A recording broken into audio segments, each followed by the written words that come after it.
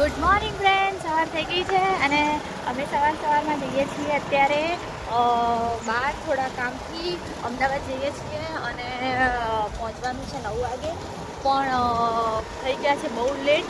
તો હવે ખબર નહીં કેટલા વાગે પહોંચીએ છીએ. અહીંયાથી નીકળી ગયા છે વહેલી સવારે. સવાર અમારા પાટણની કેટલી મસ્ત છે.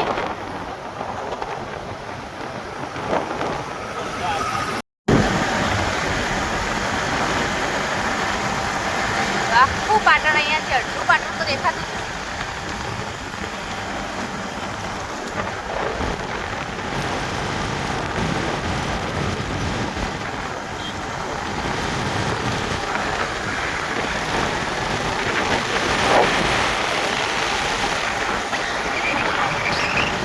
હતા પણ હવે અહીંયા આગળ પૈસા ઉપાડવા માટે ઊભા રહ્યા છીએ અને પૈસા ઉપાડી અને પછી જઈએ છીએ. અને આ છે અમારી નવજીવન ચોકડી પાટણની. અને સવારમાં અહીંયા આગળ હું તો કોઈ દિવસ વહેલી આવતી નથી પણ આજે આવી છું. અને અમે પહોંચી ગયા હતા બસ સ્ટેન્ડ, પણ બહુ લેટ થઈ રહ્યા હતા, બસ હતી નહીં. એટલે પછી અમે લોકો બેસી ગયા, એક ગાડી મળી ગઈ એમાં, અને ફેમિલી હતી તો બ્લોગ શૂટ ના થયો. અને અમે ફાઇનલી ગાડીમાંથી ઉતરી અને રિક્ષામાં બેઠા ત્યારે બ્લોગ બનાવ્યો, કારણ કે કોઈની ફેમિલી હોય ને આપણે બ્લોગ બનાવીએ સારું ના લાગે, કારણ કે અમને પણ થોડી પ્રાઇવસી હોય.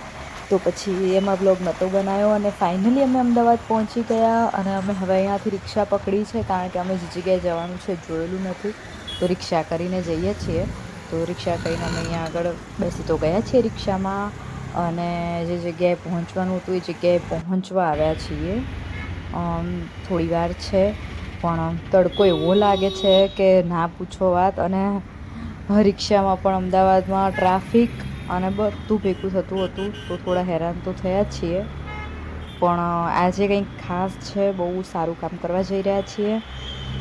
તો અને ત્યાં આગળ ટાઈમ હતો અમારો વહેલો પહોંચવાનો 9 વાગ્યાનો, અને ઓલરેડી અમે 9 તો રિક્ષામાં અમારે વાગી ગયા હતા. તો અમે પહોંચી ગયા ત્યાં આગળ અને કામ પતાવી દીધું. ત્યાં આગળ ફોન શૂટ ના કરાય, તો ત્યાં આગળ અમે કામ પતાવી અને પછી અમે રિક્ષામાં પાછા બેઠા છીએ હવે જવા માટે. પણ ટ્રાફિક તો કે મારો વારો, એટલે હવે પાછા રિક્ષામાં બેઠા અને આ ટ્રાફિક પતે એની રાહ જોઈએ છીએ.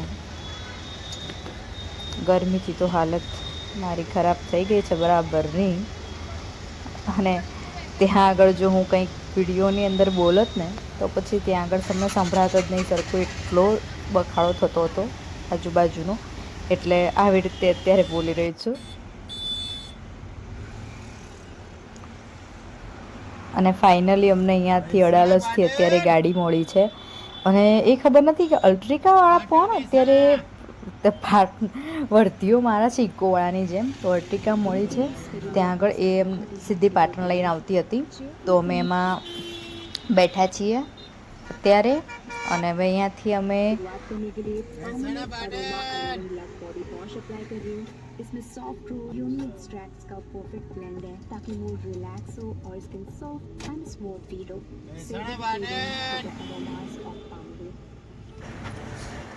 ફાઇનલી હવે અહીંયાથી નીકળી ગયા છીએ અને હવે જઈએ છીએ સીધા પાટણ. ગરમી એવી છે અને ખરાબ બપોરે અમે લોકો હવે અત્યારે નીકળ્યા છીએ. હવે કામ હતું એટલે જવું પડે એવું હતું, પણ સારું થયું ઉપરની જગ્યાએ અમને અલ્ટ્રિકા મળી ગઈ.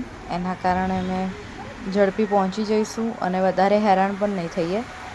તો અહીંયાથી નીકળી ગયા છીએ અમે જવા માટે ઘરે.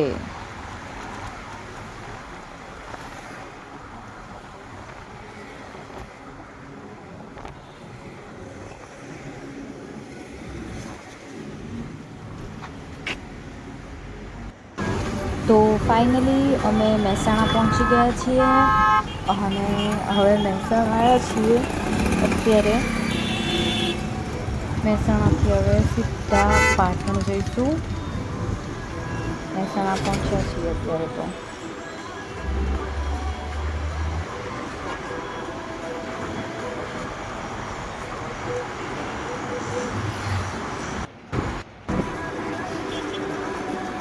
આ છે મહેસાણાનું નવું બસ સ્ટેન્ડ.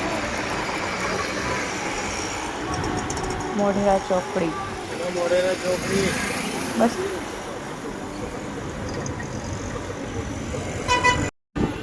આવી ગયા રાધનપુર ચોકડી. સ્વામિનારાયણનું મંદિર છે ત્યાં આગળ.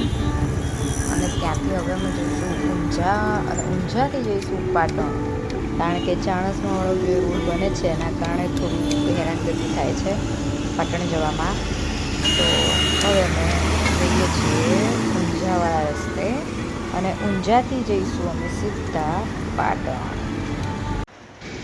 અમે પાટણ અને ઊંઝાની વચ્ચે અહીંયા આગળ ગાડીમાં ગેસ ભરવા માટે ઊભા રહ્યા છીએ. અને અહીંયા અમે પી લીધો શેરડીનો રસ. ગરમી બહુ હતી.